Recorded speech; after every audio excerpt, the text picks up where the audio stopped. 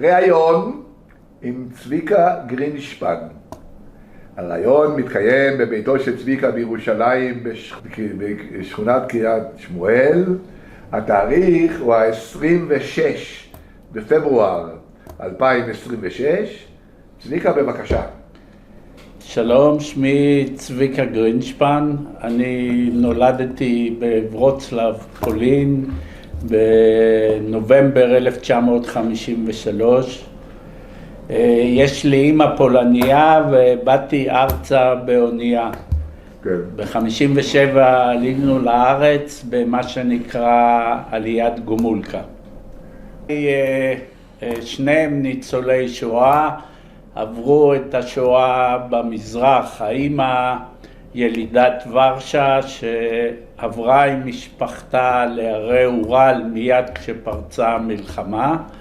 העבירה שם את המלחמה בהישרדות, בכל מיני קולחוזים, סופחוזים, עם אמה וארבע אחיותיה. אבא שלה, סבי, יחיאל גרינשפן, הוא גויס לצבא העבודה הרוסי.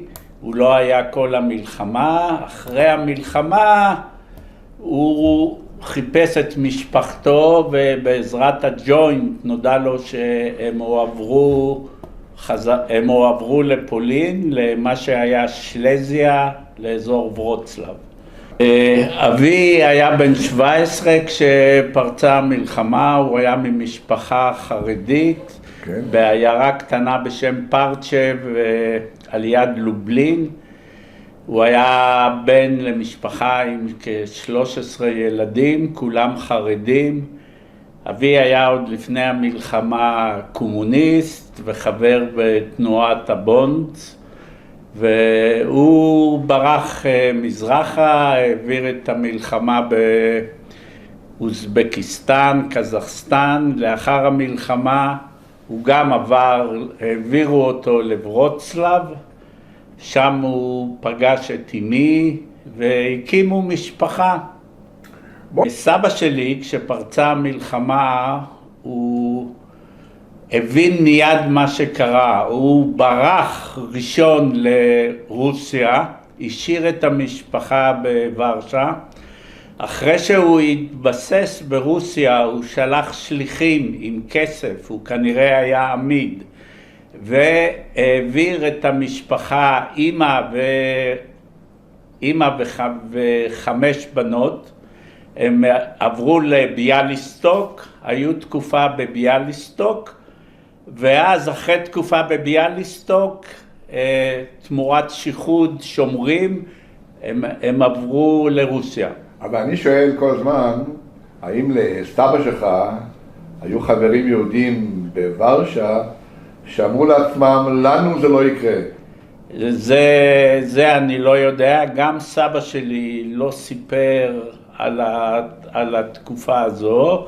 אני רק יודע מהדודות שהיו יותר מבוגרות מאמא שלי. אמי הייתה בת 5 והדודה הייתה בת 12 כשפרצה המלחמה. רק זה סיפור שהצלחתי לאמת. לא, הם לא סיפרו. אני עם אבא שלי היו לי המון שיחות, והוא לא הסכים לספר כמעט כלום על מה שהוא עבר בתקופה של המלחמה. הוא רק הסכים לספר שהוא היה מתוסכל, כי הוא היה חולה בתקופת המלחמה בטיפוס, והתסכול שלו היה שהוא לא תרם כלום למאמץ המלחמתי, לא עשה כלום. אבל אתם, הבנים, לימים ניסיתם למלא את החסר, בית התפוצות, דברים כאלה? כן, ניסינו, ואני עכשיו בתחילתו של תהליך. אני בקשר עם יש איגוד ניצולי פרצ'ב, זה השם של העיירה, ואני מקווה שבעתיד הקרוב אני אצלול לדבר הזה. הם לא הכירו, זאת אומרת, כל אחד חזר בנפרד. ההבדל בגיל של ההורים שלי הוא 10. אמי, כשפרצה המלחמה, הייתה בת 5. 5 או 6, וכשכל התקופה של הלימודים וזה בגיל 11-12 היא חזרה.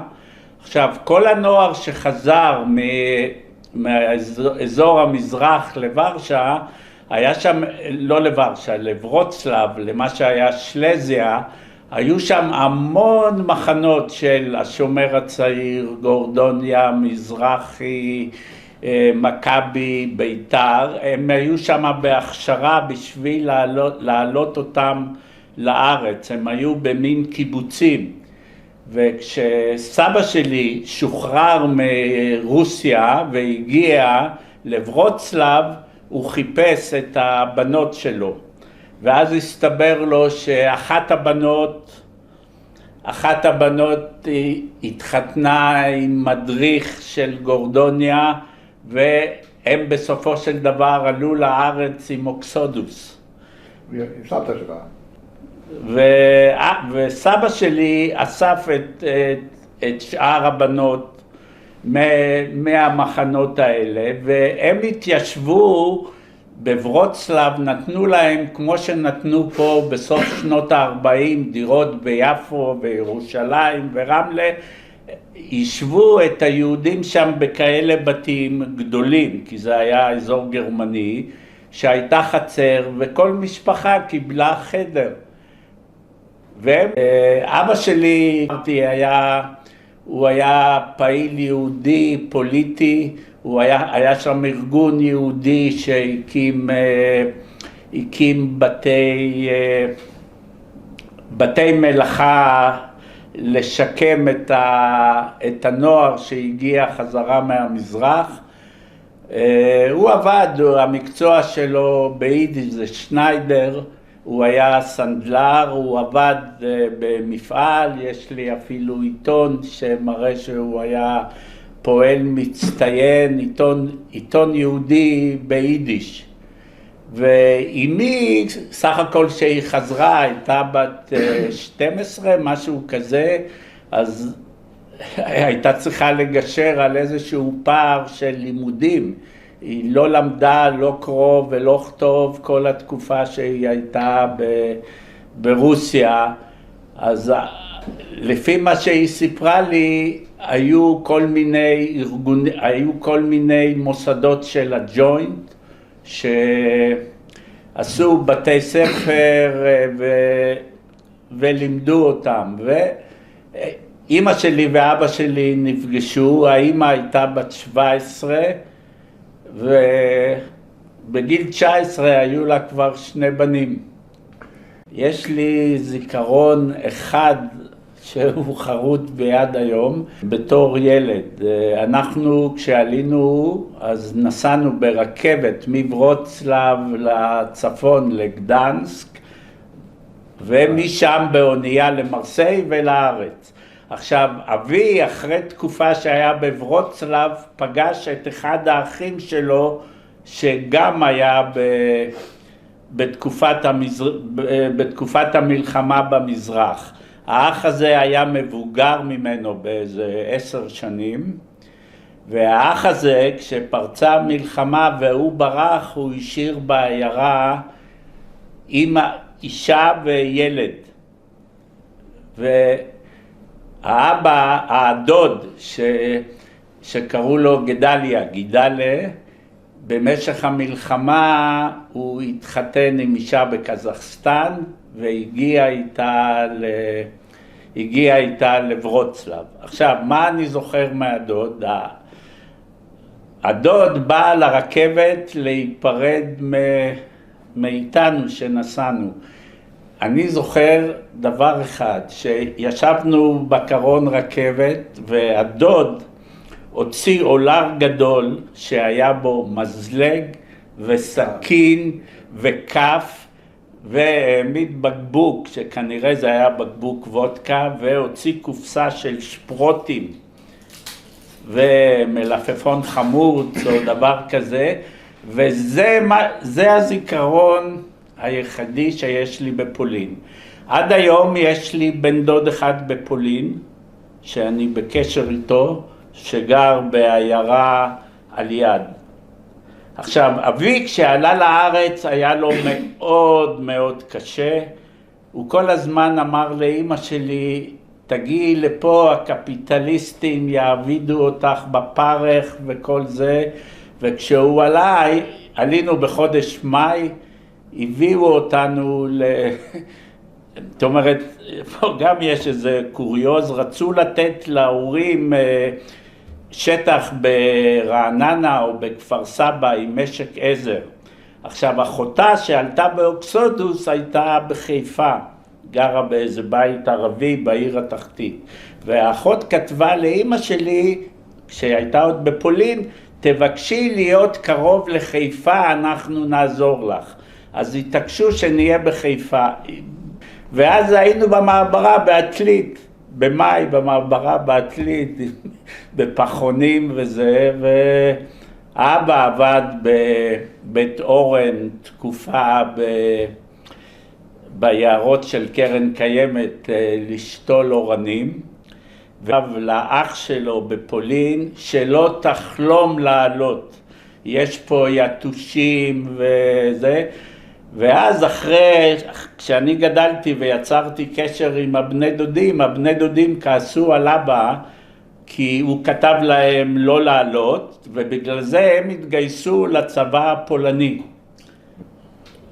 אחרי המעברה, אחרי שהיינו תקופה במעברה לא ארוכה, חצי שנה, אמי היא הייתה בולדוזר, והיא אמרה שלא יכול להיות שאלה יהיו החיים, והיא נסעה לתל אביב, מצאה איזה צריף בשכונת שפירא, ובאנו לשכונת שפירא, היינו שם 4 שנים, למדתי בבית ספר ביאליק בשכונת שפירא, זה ליד התחנה המרכזית החדשה הישנה היום בתל אביב, והיינו שם 4 שנים עד כיתה ב', ואז ההורים עבדו מאוד קשה, אספו פרוטה לפרוטה לפרוטה, וקנינו דירת שיכון בחולון, בקצה חולון, בקצה החולות שם, על יד חוסמסה.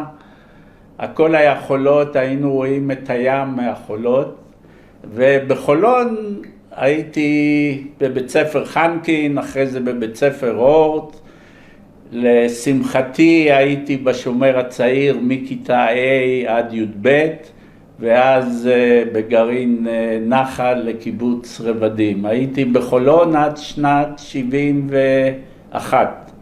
מלחמת 6 הימים הייתי בכיתה ח', ואני התנדבתי לעבוד בדואר, קיבלתי אופניים והייתי מחלק דואר.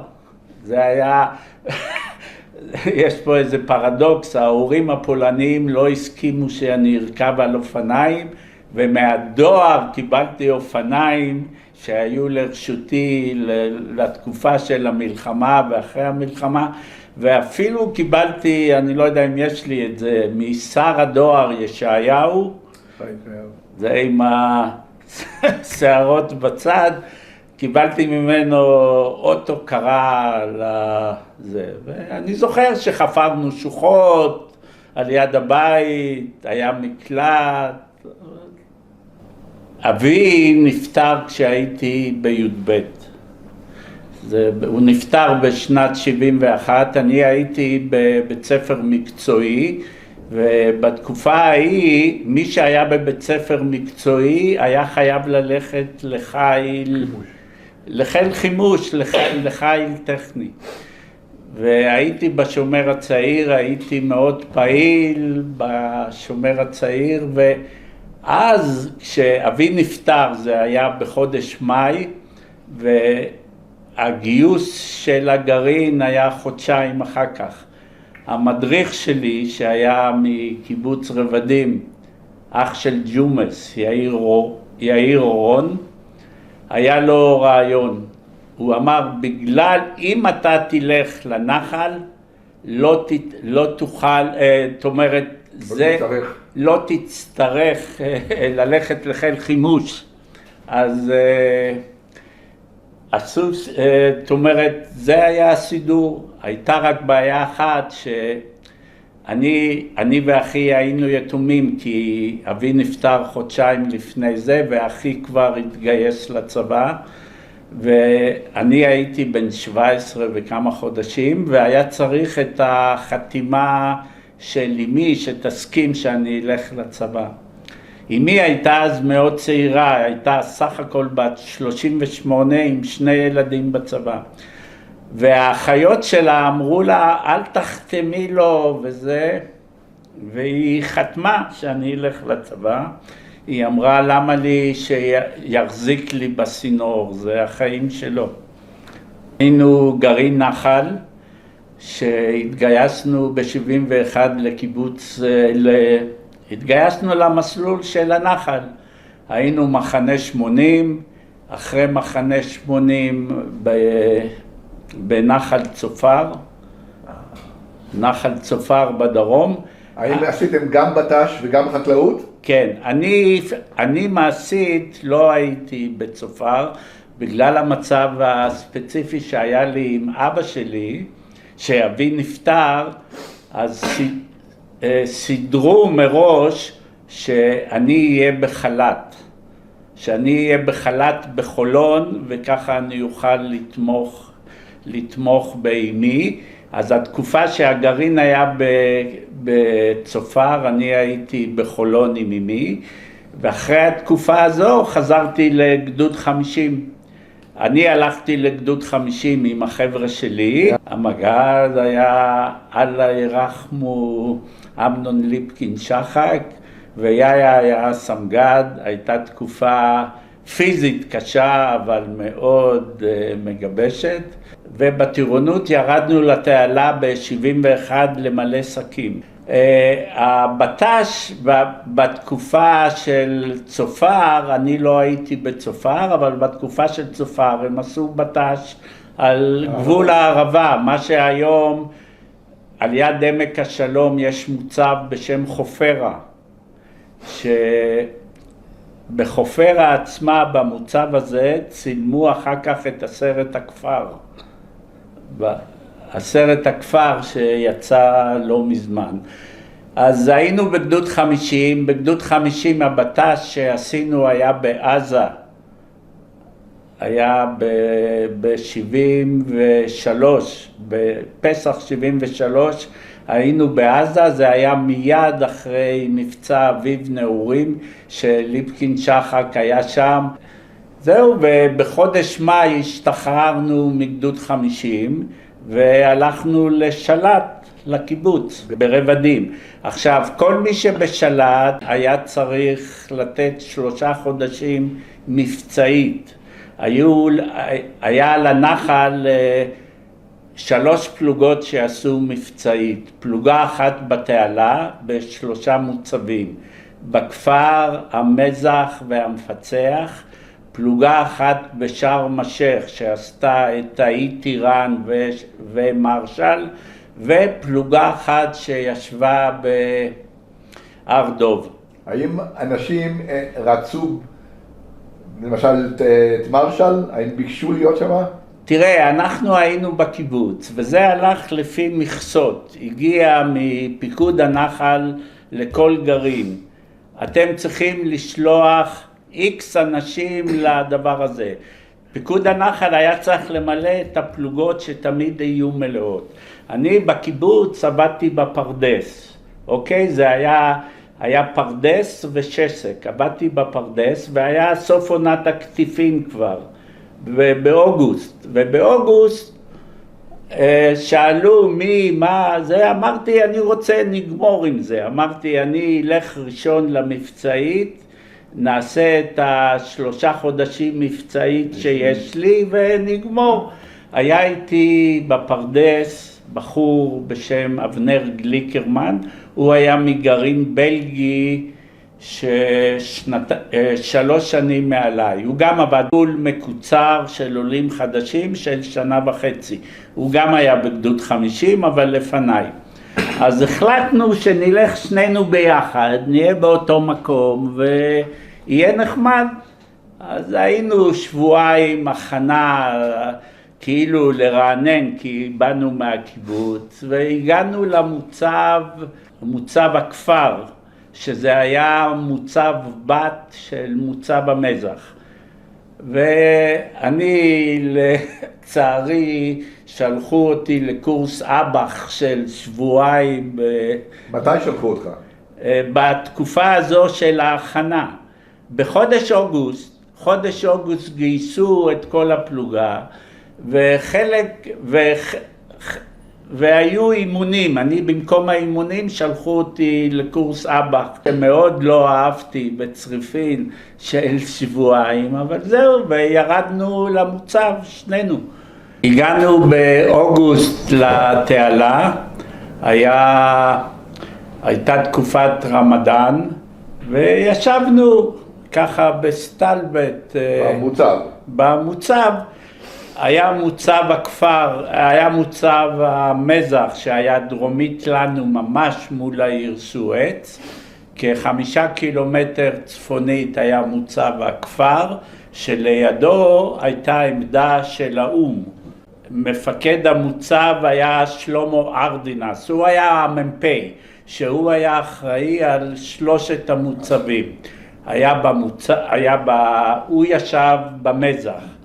במוצב הכפר היה מ"מ בשם עודד ניב, בן קיבוץ ברעם, ובמוצב המפצח שהיה צפונית לכפר, אני לא זוכר מי היה המ"מ שם.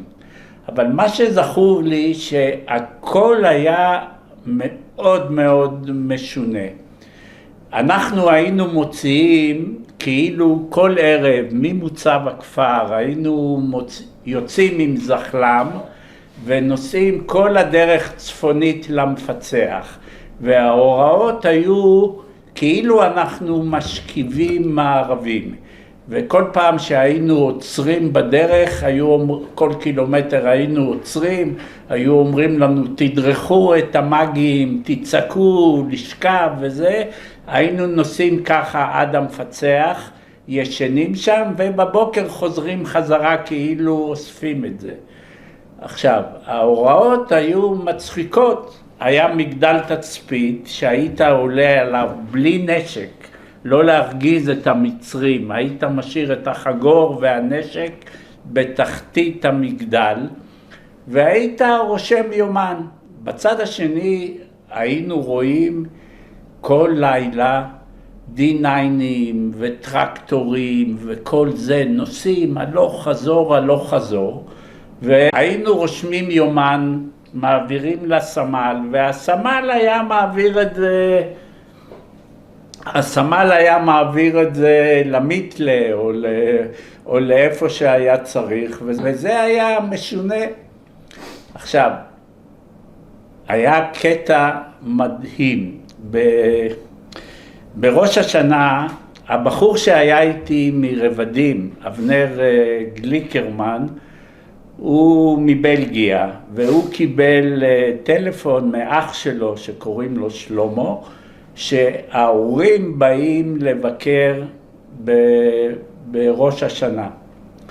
ואנחנו עשינו הגרלה, היינו יוצאים שבוע בחודש. וביום ראשון היה באוטובוס, עובר בין 3 המוצבים, מוריד אנשים ולוקח אנשים. אז בהגרלה אני יצאתי ביום כיפור. לא, בראש השנה, ואבנר יצא ביום כיפור. עכשיו, הוא ביקש ממני שנתחלף בחופשה, כי הוא רצה לפגוש את ההורים שלו שבאו לשבוע בארץ. אוקיי, אז הוא יצא בראש השנה ואני יצאתי בכיפור. אני יצאתי ביום רביעי. ויצאתי ביחד עם הקצין הזה, המ"מ, עודד ניב, שהיה מפקד המזח. עכשיו, לילה לפני שיצאתי, אני הייתי במגדל ורשמתי את היומן על התנועות שהיו בצד השני. התחברתי מאוד טוב עם הקצין הזה, עודד ניב, והוא גם יצא באותה יציאה, ואמרתי לו, תשמע, אם אתה מעביר את הדיווח שלי, לא ייתנו לנו לצאת. הוא אמר, אין שום בעיה. באמת, אם אתה יכול, מה ראיתם? האם לך באופן אישי התחילו להיות איזשהן תובנות? שבועיים לפני. לא הייתי לא אסטרטג ולא חייל, אבל ראינו נסיעות של טרקטורים וכלים כבדים שעבדו רק בלילה. אתה אמרת לא חייבים לדווח על זה. כן, היינו מדווחים. עכשיו, הדבר הכי הזוי, בראש השנה, אני יושב על שפת התעלה, עמדה על יד מג עם ערימה של עיתונים של החג, ומגיע פתאום איזה אוגדונר עם אוטו, כן, שלא ראו אז הרבה בארץ. היום כל אחד יש לו 4x4 כזה. הוא מגיע, הוא יורד עם הילדים שלו וזה, והוא מסתכל עליי במין, לא זוכר את השם, אבל היו הרבה פלאפלים פה, והוא שואל אותי, בחורצ'יק, תגיד לי, מה אתה עושה אם אתה יושב ככה בלילה, ואתה רואה אנשים עולים על הסוללה? אני אומר לו, אני פותח את הנצרה של המאג ותופר אותם. אז הוא אומר לי, חס וחלילה, אתה מגלגל את הנלן, מתקשר לממם, הממם לסמל, הסמל למ"פ, ואם אתה יורה, אתה גורם לתקרית בינלאומית באום, הוא אומר. האומניקים שנמצאים פה על יד מתקשרים, וזו הייתה התפיסה. מה יגידו? חס וחלילה. וזהו. והגיע האוטובוס ונוסעים, והממם, כשהגענו לאיפשהו, לטסה או לאיזשהו מקום, הורידו את כל הקצינים שהיו באוטובוס, שיצאו לחופשה, ולקחו אותם לאיזשהו תדריך. והם עלו אחר כך לארץ בטיסה. הדבר הכי מצחיק שהיה כשהגעתי לארץ, ביום חמישי הייתה הופעה של כוורת באלמברה. והצלחתי להשיג כרטיס, והלכתי להופעה של כוורת, שזה היה נשמע הזוי. יום כיפור תפס אותי בקיבוץ ברבדים. ברבדים בדרך כלל בכיפור היו מקרינים סרט, אוקיי? מקרינים סרט, והיו לנו חבר'ה מהגרעין שהיו ביחידה מטכ"לית של תותחנים 175. באמצע הסרט פתאום מגיע איזה דודג' לקיבוץ, ולוקחים שלושה חבר'ה מהגרעין. אוקיי, למחרת יום רגיל, היה לנו מנהג בקיבוץ שבשבת לפני המועדון היינו משחקים כדורגל. התחלנו את המשחק כדורגל, ורבדים זה בין תל נוף לחצור. פתאום בשתיים מטוסים, אנחנו לא, אתה יודע, לא, ופתאום מתחילים להגיע אוטובוסים, לאסוף אנשים. ואז אני חושב לעצמי, טוב, אז לא היו טלפונים, בקיבוץ היה טלפון אחד בחדר אוכל, לא היום בשנייה אתה בתקשורת עם כל העולם. מה אני אומר? אני אסע לראות, התחילו בחדשות, אמרתי, טוב, אנחנו ניסע דרומה. רצתי מהר למכבסה, כי במכבסה בשבת לחיילים היה כביסת חיילים. קיפלתי את הזה, וזהו, לבשתי, היה לי נשק, יצאתי הביתה עם מקלעון, עם הסטרשף, משהו 2.5 מטר אורך, נסענו, הגעתי לרפידים, ושם אני פוגש את הרופא. הסיפור הזה, היה רופא במוצא במזח, שהוא היה רופא של כל הפלוגה. עכשיו, יומיים לפני המלחמה היה לו יום הולדת. הוא ביקש טובה מחבר שלו שישב בטסה, אמר, בוא תחליף אותי ליומיים, אני נוסע, אשתי עושה לי משהו בבית, ואני ביום ראשון חזרה. יש לי סידור, אני ביום ראשון, אתה רק 48 שעות, שזה היה לא מקובל, מהתעלה יצאו לשבוע. אוקיי, הגענו לרפידים והתכנסנו שם איזה, אני חושב 6 חבר'ה מהמוצבים, משלושת המוצבים, וחזרו, הגענו לרופא והרופא אמר, תראו, קוראים לו מיכאל קץ, הוא היה גניקולוג מרמב"ם, הוא אמר ככה, תראו, אני חייב להגיע למוצב, יש חבר שעשה לי טובה, אני חייב להחליף אותו. הוא עשה לי טובה והוא אמר, אם אתם רוצים, אני סידרתי שאני הולך להיות באיזשהו תאגד של שריון, ואני צריך חיילים שיקחו אלונקות. הוא אמר, תדעו לכם, אנחנו היינו בני 19. היה שלב שאמרו לכם, אתם לא יכולים לחזור יותר למוצבים? לא, אמרו לנו, אתם לא יכולים ללכת. אמרו, אתם נשארים פה, אתם לא מתקדמים. כשהיינו ברפידים, אמרנו, ניסע בטרמפים וזה. אז אמרו, אין דבר כזה, אתם נשארים פה. אז תראה, הוא היה קצין, אז הוא אמר, תראו, אני יגיע לתעלה. אתם רוצים להצטרף אליי? תבואו, זה מה שאני יכול להיות. אז בסדר, הצטרפנו אליו, והיינו, אני לא יודע מה שם הגדוד או היחידה וזה, ונסענו בתור תאגד אחרי שריונרים, ונכנסים פנימה, חלק היו נגמשים וחלק היו זחלמים. אנחנו היינו בזחלם. אז זאת אומרת, נכנסת לשגרה של אנשי תאגד. כן. בוא תספר על זה. היינו אחרי הזה הולכים, אם היו פצועים, היינו מוציאים אחורה את הפצועים לתאגד,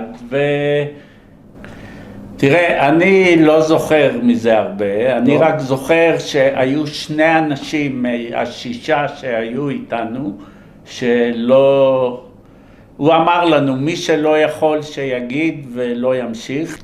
תראה, ראינו אנשים מרוטשים, בלי חלקי גוף, אבל לא השאיר בי... אני אשאל שאלה אחרת, אני עוד פעם שואל את זה. האם אתה אטמת את עצמך? כנראה, כי עד היום אין שום דז'ה וו או דבר כזה, לא... אתה בעיני עצמך מחשיב את עצמך או שלא, כהלום קרב או פוסט טראומטי? אני חושב שלא. לא עולה בי שום, אין לי שום עניינים שאני מתעורר או זה, לא, תשמע, היה שם קטע שכשעברנו את התעלה, וכולם כבר התחילו ללכת עם קלאצ'ים מקופלים, והמחסניות הכתומות האלה, אנשים זרקו את הנשק שהיה להם ולקחו מחיילים מצרים את הדבר הזה, ואני עוד הסתובבתי עם התותח הזה, המקלעון הזה, וארגנתי אז אתה לא חירניק, אבל היה דבר שנקרא טרנזיסטור שלבשו על הגב, שזה 10 או 12 מחסניות של רומט. אני ככה הסתובבתי כל המלחמה, ואמרתי אני לא זה, ופעם אחת טיפסתי על איזה מסעית מצרית, אמרתי כולם הולכים עם קלאץ', אני גם אקח לי קלאץ' כזה, כי זה היה זה. טיפסתי וראיתי בפנים גופות ואמרתי אני לא מתעסק. לא, אבל מה עושים במקרה שאתה נפגש עם המוות? מה עושים? אתם צעירים, אף אחד לא כן, יכשיר אבל אותך. אף אחד לא הכשיר, זה נכנס ויצא, אני ראיתי את זה ככורח המציאות, אתה פשוט היית בסיטואציה, כי רצית לעשות משהו שיכול לעזור, וזה מה שיכולת לעזור. האם עשית משהו מעבר לנשיאת האלונקה? האם קרה שהצלת חיים? לא, עזרתי לזה, תחזיק את האינפוזיה, או לך לרופא שייתן לך זה, אבל לא שום פעולה רפואית, רק דברים אבל אתה מכיר חבר'ה שנשארו בחיים באופן אישי, שאתה מכיר עם אנשים או לא, כי אנחנו נסענו אחריהם, ומתי, יש לי פה תמונה, אני אראה לך, ב-19 לאוקטובר, בהפסקת אש הראשונה, או ה-17 באוקטובר, לא זוכר, אחרי שעברנו את התעלה, היה רגע שסוחוי ממש הפציצו אותנו, וחפרנו בציפורניים בחולות, ובהפסקת אש הראשונה, כנראה לרופא, למיכאל כץ, היה לו ממש קשה כבר, אז הוא בא ואמר לנו, טוב חבר'ה, תלכו, נסענו לפאיד או משהו, עלינו על איזה הרקולס, הוא פיזר אותנו, הוא אמר תחזרו לאיפה ליחידה שלכם או למה זה, והוא עזב מאז את הארץ ולא חזר, הוא יושב בלוס אנג'לס. לפני 2.5 כשיצא סרט המזח, הלכתי לראות את זה עם הקצין הזה, עם עודד ניב, שהוא גר פה בירושלים, אנחנו מיודדים, ואז הוצאתי את התמונות האלה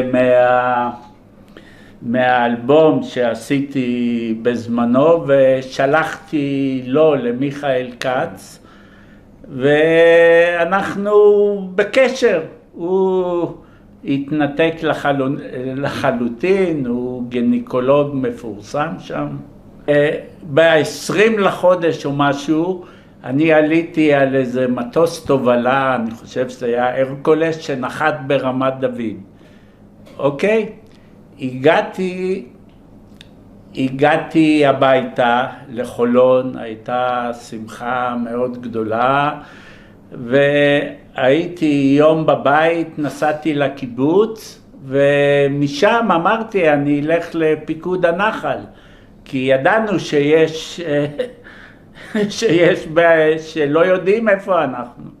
הגענו לפיקוד הנחל, ואז העבירו את מי שנשאר מהפלוגה למרשל, לפלוגה שישבה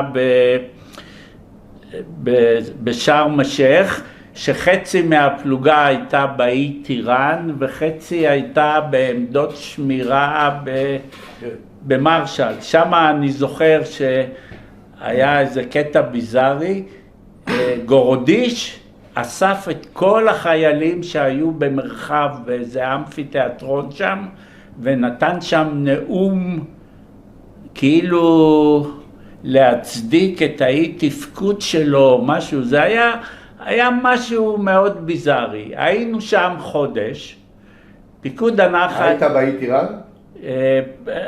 פעם אחת הייתי להביא ציוד עם איך זה נקרא, דוברה או זה, שם היו סיפורים על נחלאים שעשו סיורים עם תחתונים וחגורים וזרקו רימונים למים בשביל לדוג, כן, אבל הייתה תקופה של כאילו התרגעות כזו, אני זוכר שאז היו בחירות גם, זה כבר היה משהו כזה, ואחר כך העבירו אותנו להר דוב.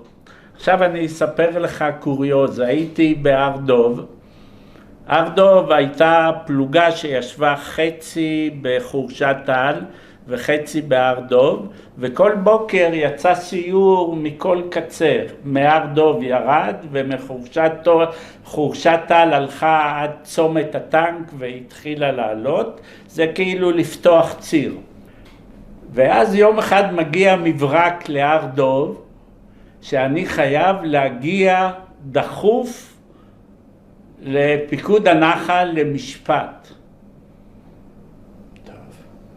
בסדר, אמרתי, קודם כל יוצאים לציוויליזציה ליום יומיים, מה יכול להיות רע? זה ברחוב יפת, הבית הירוק, אני לא יודע אם אתה מכיר, ביפו, לא חשוב. זה בית מפורסם ביפו. אני מגיע לפיקוד הנחל, עומד שם איזה רס"ר מפורסם בשם גבא עם שפם כזה, מכניס אותי פנימה, שמאל, ימין, שמאל. אני נכנס פנימה, יושב שם בחור שסגן מפקד הנחל, קוראים לו צווינג'י, שהוא מרבדים, הוא חבר קיבוץ רבדים. הוא יושב עם הניירות, הוא לא שם לב מי נכנס. הוא מרים את הראש, הוא אומר, צביקה, מה אתה עושה פה? אני אומר לו, אני לא יודע. הוא מתחיל לדפדף בניירות, מגיע אליי, והוא פורץ בצחוק, מת מצחוק. והרס"ר, התימני הזה, לא יודע מה לעשות. הוא כאילו הכניס אותי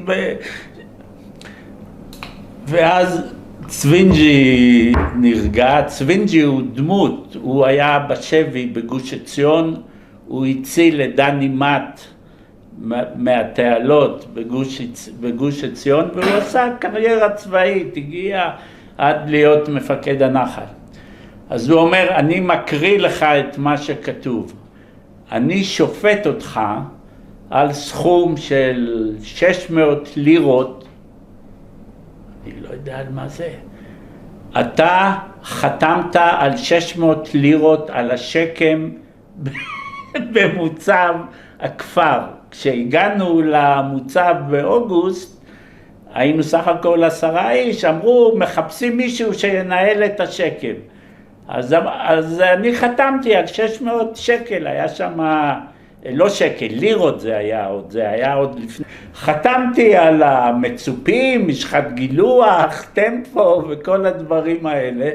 אז הוא אומר, צווינג'י אומר, אני חייב אתה חתום על זה, ואני עכשיו ישחרר אותך, זה נקרא מטש או משהו כזה. והתגלגלתי מצחוק, שזה מה שנשאר לצבא לעשות.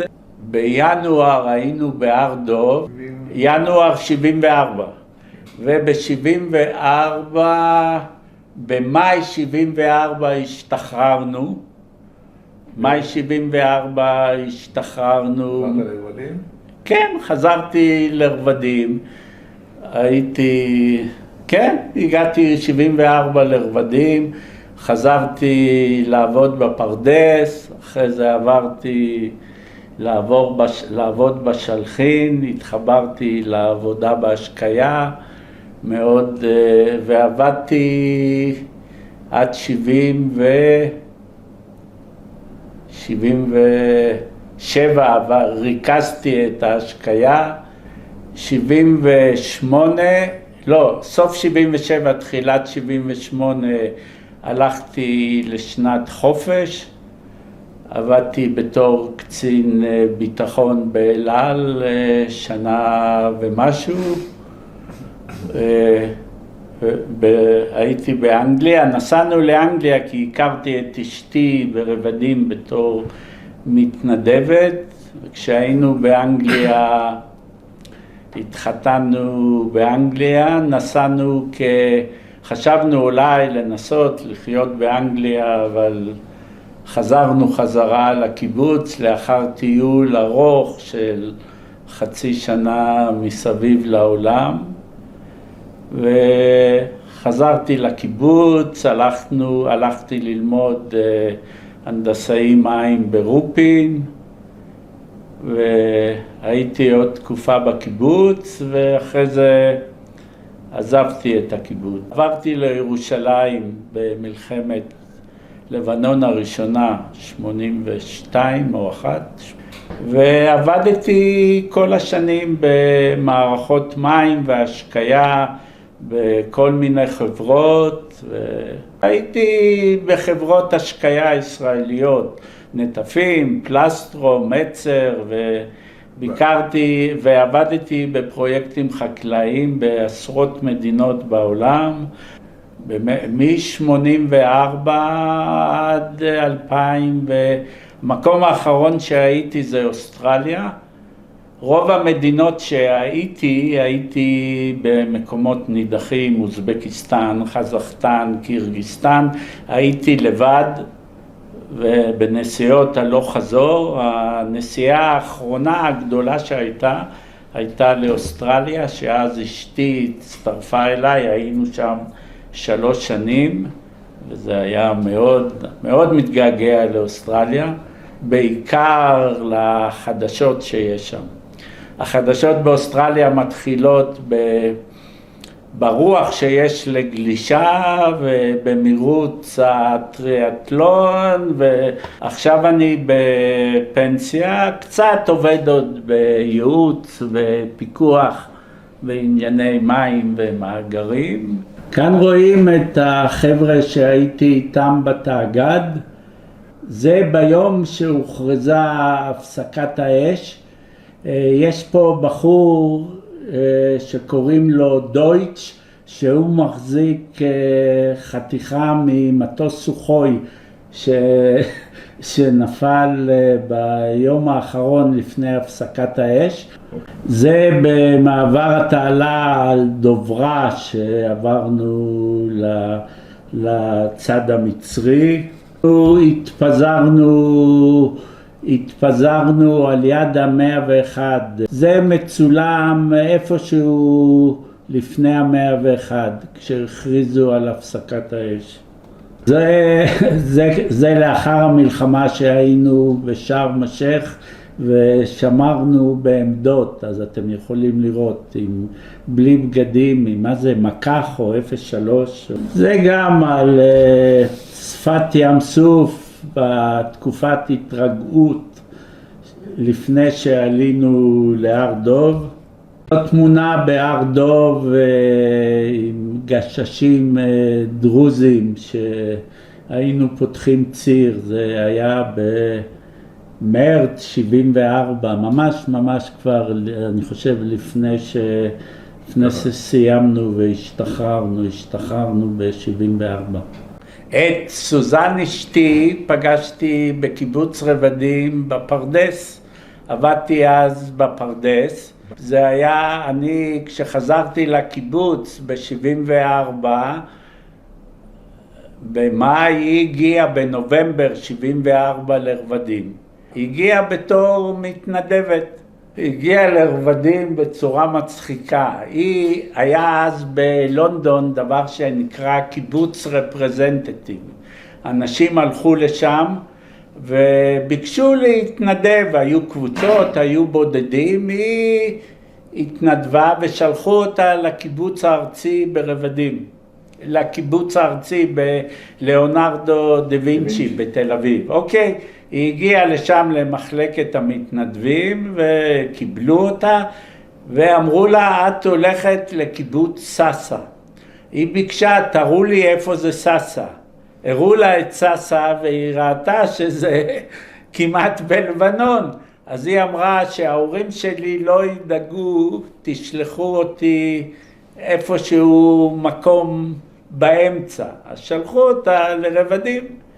אני הייתי אז, עבדתי בפרדס, היה לי שיער בלונדיני ארוך, והיו הרבה מתנדבים, והיא חשבה שדיברתי אנגלית במבטא משונה, והיא חשבה שאני מתנדב שוודי, וזהו, ומאז הכל היסטוריה.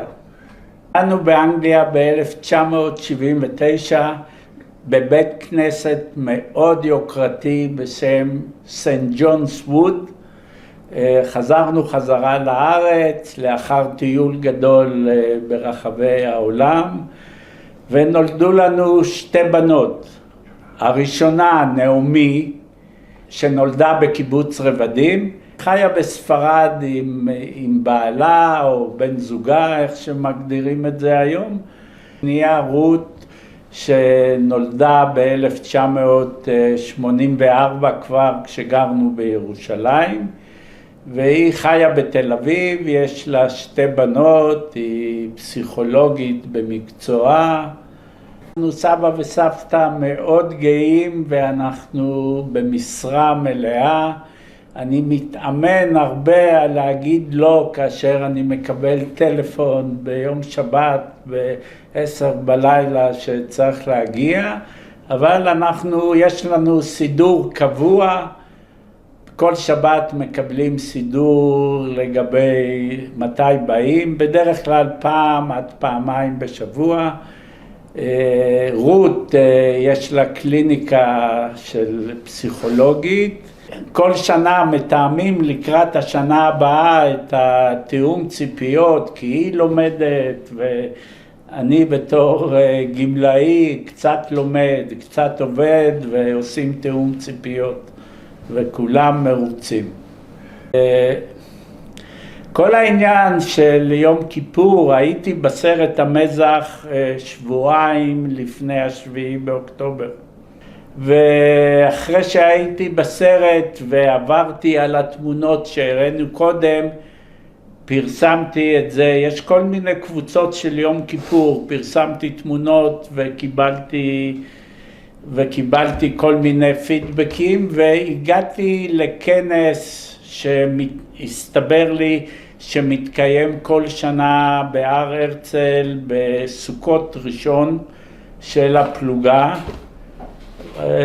והלכתי לכנס בסוכות שבוע לפני 7 באוקטובר. כנס בהר הרצל היה מאוד משונה, זאת אומרת כולם קצת קרס, קצת קרחת, הכרתי סך הכל 2 אנשים ונשארתי בקשר עד היום עם אחד מהם, וזהו, וחידשתי את הקשר עם הרופא, עם מיכאל. בהתחלה היה קשר בלוס אנג'לס, היה קשר מאוד תכוף, דיברנו פעם בשבוע, ועכשיו זה פחות. אם אני רואה איזה משהו שאני חושב שיעניין אותו, אני שולח לו, אבל עכשיו זה בחגים רק, אני מתקשר או אני מקווה לפגוש אותו, הוא הרבה באירופה, מקווה לפגוש אותו, הוא לא מתכוון להגיע לארץ בכלל. טוב, בפרויקט שלנו, כמו שאמרתי לך, אנחנו מראיינים עשרות ומאות אנשים, וראיון נמדד ברהיטות של רואיין, ואתה מדבר לעניין, אתה רהוט, אתה יודע את התורה, אתה יודע את הסיפור, אבל אני אומר לך, בלי למצמץ, שברור שאת מה שבאמת רצית לספר, אתה לא מספר. לא הכל, יש הרבה כאלה שראו את המראות ולא בדיוק רוצים לספר על זה. מי שמוכן לספר אנחנו מקשיבים, אבל גם מתוך מה שלא סיפרת עולה תמונה של אנשי המוצבים, כן, גורלם לא פשוט בכלל. אני מודה שאני לא ראיתי את הסרט המזח, אולי אני אראה בהמשך. אני הייתי ממליץ לך לראות אותו. אבל היית אומר שהסרט, בלי לראות אותו, נאמן למקור. נאמן מאוד למקור. הם הצליחו א' מבחינה ויזואלית, להראות את כל הזה. לי נראה חבל דבר אחד שלא יראו בסרט, המוצב בנוי בצורת קיפוד. זאת אומרת, מטריה הפוכה, כן? העמדות למעלה ולמטה חמ"ל והשפניות, והיה תרגול אחד שעשו במזח, זאת אומרת בכל המוצבים, זה היה תרגול של אויב במוצב. ומה היית צריך לעשות אם היית למעלה? היית צריך לרוץ כלפי מטה ולצעוק פלפל. למה פלפל? כי ערבי לא יכול להגיד פי, ערבי אומר בלבל. אתה רואה, זה היה אחד הנשקים הסודיים זה כל כך הצחיק הדבר הזה. טוב, כמו שאמרתי, העדות שלך היא עדות חשובה, אני קורא לזה היא עוד נדבך במארג הכללי, ומי שיכול לספר, אנחנו אומרים תודה, וכל עדות היא חשובה. יש בחור בשם אבי אלוני מקיבוץ, הוא היה בגרעין לקיבוץ חמדיה, שהייתי בקשר עם אמא שלו ואחותו, הוא היה נהדר כ5 חודשים, מצאו את הגופה, היו כל מיני סברות שהוא בשבי וזה, והוא נהדר, ומצאו אותו בסוף, והייתי בקבורה שלו. יש את הבחור שהיה בקיבוץ רבדים, אבנר גליקרמן, שהוא היה חייל מבלגיה, נפטר כנראה מפוסט טראומה לפני 15 שנה. הוא היה יותר מבוגר מאיתנו ב6-7 שנים, והוא ניהל את הקנייה של המוצב. כי הוא דבר, למזלם של אנשי המוצב, היה בכיבוש קצין שדיבר צרפתית, קצין מצרי, והוא יצא ראשון עם ידיים למעלה, והוא ניהל מול הקצין המצרי שדובר צרפתית, הוא ניהל את הקנייה. כן, בטוח שזה חסך חיים. יש סרטון שאני אחפש ואתן לך, יש, איך קוראים לכתב הזה? יוסי מילמן, שהוא גם היה חוקר של יום כיפור, והוא עשה סרטון עם הקצין שהיה במשך המלחמה, לא זה שהיה בחופשה איתי, שהוא ניהל איתו איזשהו שיח. עכשיו, כל הפלוגה הזו שהייתה, היא הייתה מורכבת, כל הפלוגה משלושת המוצבים, 30% אנשים מגרעין לקיבוץ מגידו ועוד כמה קיבוצים שהיו בצבא סך הכל 4 חודשים. הם היו עולים חדשים שעשו איזשהו קורס של טירונות וזה, וירדו לתעלה כמבצעית, וכ-40 או 50% היו בני ישיבות, שגם בסידור שעשו חלק לא צבא מלא, אלא כמה חודשים ומבצעית, ובצורה הזו מכינים אותם למילואים. זוכר בחור מקיבוץ מגידו בשם ליאונרדו, נפל. טוב, עוד פעם, אני רוצה מאוד מאוד להודות לך על הרעיון